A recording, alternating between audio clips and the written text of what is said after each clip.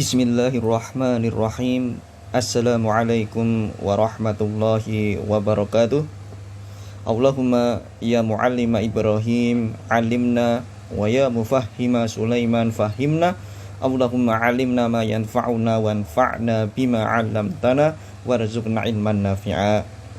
Tayyib, ahlan wa sahlan wa marhaban bikum jami'an. Adik-adik santri kelas 10 KMI Tulab wa Tholibat yang Ustadz banggakan dan yang Ustadz muliakan. Alhamdulillah, di kesempatan kali ini dengan izin Allah Ta'ala kita bisa bertemu kembali untuk melanjutkan kegiatan KPM online kita, khususnya di mata pelajaran Al-Fiqh. Di kesempatan kali ini materi kita masih berhubungan dengan kitab At-Taharah di bab Nawaqidul Wudhu, yaitu bab pembatal-pembatal wudhu di halaman 17 sebagaimana yang ada di kitab PDF.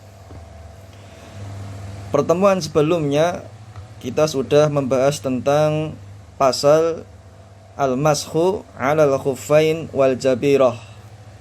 Pasal atau tema terkait dengan mengusap sepatu dan perban luka. Itu sudah kita baca dan kita bahas di pertemuan yang lalu.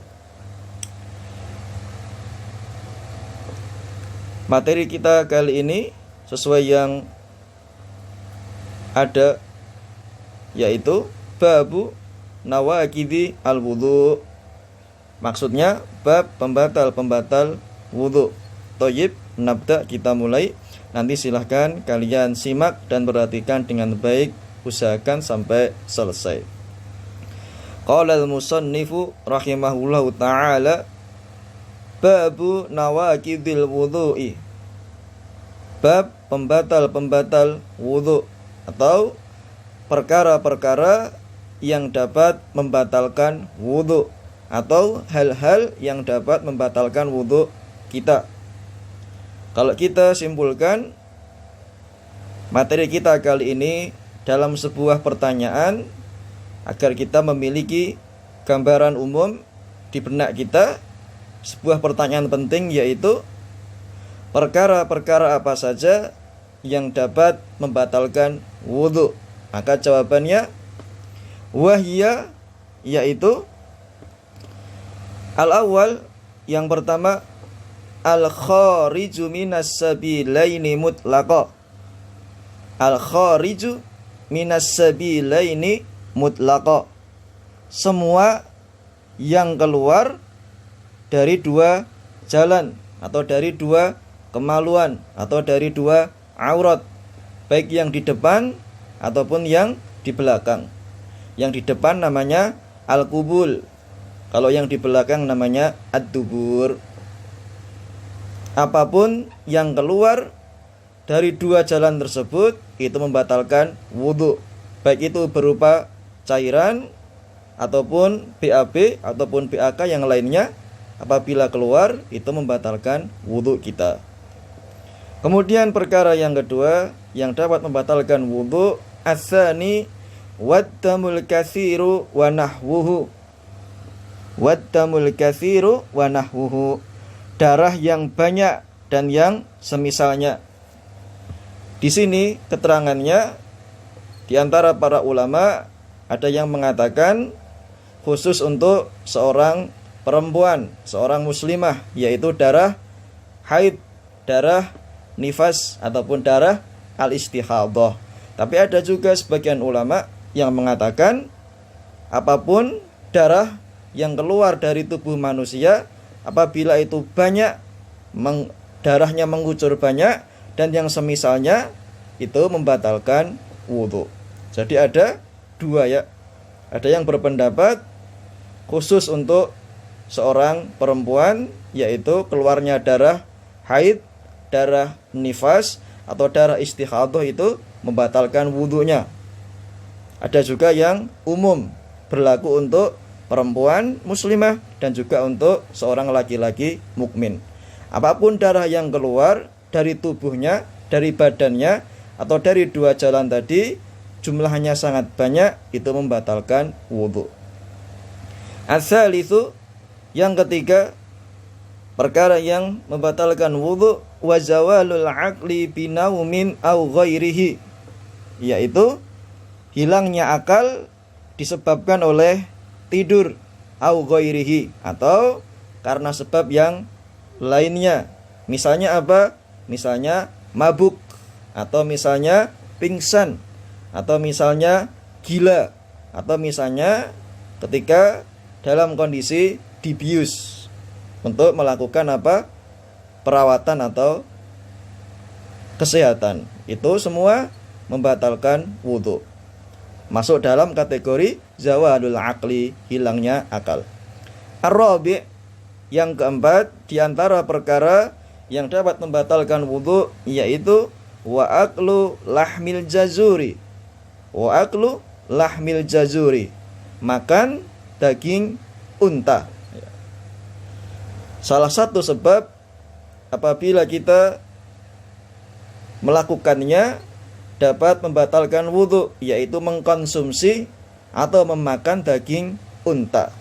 Berarti kalau selainnya itu tidak membatalkan wudu. Misalnya kita makan daging ayam, kita makan daging kambing, kita makan daging unta, kita makan daging sapi misalnya. Itu semua tidak membatalkan wudu. Tetapi kalau kita makan daging unta, itu membatalkan wudu kita. Al-khamis, yang kelima, di antara perkara yang membatalkan wudu yaitu wa massul mar'ati bisyahwatin. Wa massul mar'ati bisyahwatin, menyentuh wanita dengan syahwat atau dengan nafsu. Di sini penjelasannya juga ada perbedaan pendapat dari ulama, tapi kita ambil faidah-faidahnya yang dapat menyebabkan apabila menyentuh seorang perempuan dengan syahwat, yaitu ada syarat-syaratnya. Ada sekitar 5. Nanti silahkan kalian perhatikan dengan baik. Yang pertama, langsung bersentuhan kulit. Yang pertama, langsung bersentuhan kulit. Tidak ada kain, tidak ada pembatas, langsung kulitnya bersentuhan. Yang kedua, bersentuhan antara laki-laki dan perempuan.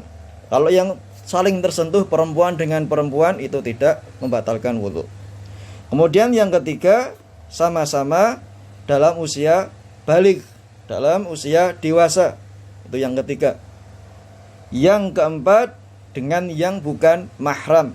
Kalau yang mahram misalnya seorang laki-laki bersentuhan tangan dengan ibunya, atau dengan kakaknya, atau dengan bibinya, atau dengan adiknya perempuan, salaman misalnya, itu tidak membatalkan wudu. Yang membatalkan dengan yang bukan mahramnya. Kemudian yang kelima, tanpa ada pembatas atau penghalang, langsung bersentuhan, tidak ada kain atau tidak ada yang menutupinya, langsung. Itu semua 5 syarat tadi apabila ada, maka itu membatalkan wudu. Kemudian berikutnya, as-sadis, yang keenam, di antara perkara yang dapat membatalkan wudu kita yaitu wamassul farji. Wamassu al-farji, menyentuh kemaluan atau menyentuh aurat bagian depan, al-qubul, al-qabul. Di antara perkara mungkin sebagian dari kaum mukminin, saudara-saudara kita belum mengetahuinya, yaitu apabila seseorang menyentuh kemaluannya bagian depan atau kubul, itu dapat membatalkan wudu. Ya. Dengan syaratnya apa? Yaitu dengan langsung bersentuhan, tanpa ada penghalang, tanpa ada kain, dengan telapak tangan bagian dalam. Hal itu yang menyebabkan wudu kita menjadi batal. Kemudian As-sabi'u, yang ketujuh di antara perkara yang dapat membatalkan wudhu kita, yaitu sebagaimana yang tertera di matan kitab ini, wa taghsilul mayyiti, yaitu memandikan mayit atau memandikan jenazah. Ya. Apabila ada seseorang yang ikut serta membantu saudaranya yang telah wafat, memandikan jenazah, mengkafani, memikul jenazahnya sampai menguburkannya, maka dia ketika ikut memandikan jenazah, wudunya menjadi batal. Kemudian al-akhir, perkara terakhir atau as-samin, yang nomor 8 yang dapat membatalkan wudu, yaitu war-riddatu atau murtad. Dalam istilah kita dikenal dengan nama murtad. Wahiyya tuhbitul a'mala kullaha. Ar-riddah maksudnya adalah murtad. Seseorang keluar dari agama Islam. Dia meninggalkan keyakinannya yang awalnya agama Islam, dia keluar. Ya, itu namanya ar-riddah. Pelakunya namanya murtad.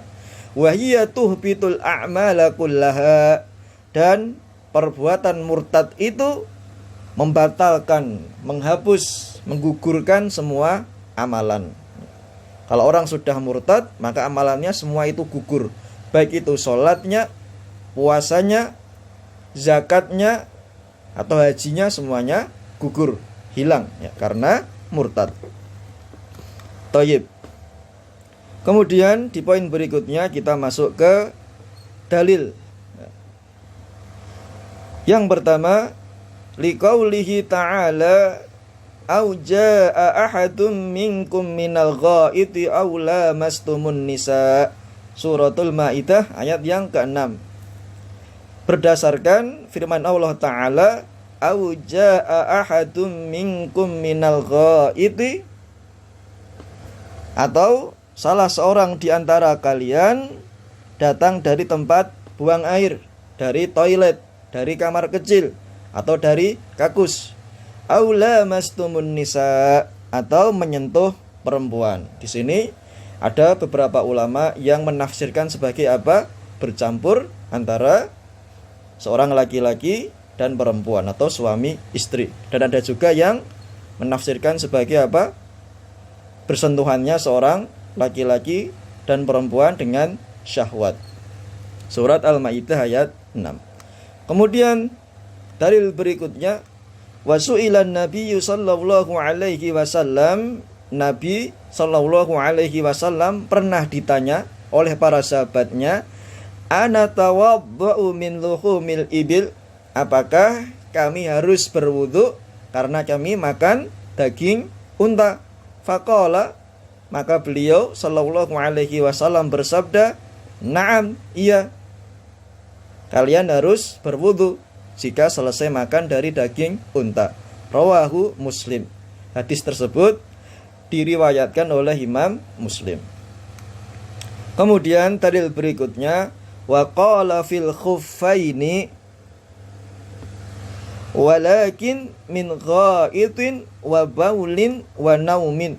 Rawahu An-Nasa'i wa Tirmidzi wa sahhahahu. Beliau bersabda terkait dengan al-masah alal khufain. Ini bab di pertemuan sebelumnya pernah kita bahas. Walakin min ghaitin wa baulin wa naumin. Akan tetapi karena ghaitin buang air besar, baulin kencing, buang air kecil, wa naumin dan tidur. Rawahun Nasa'i.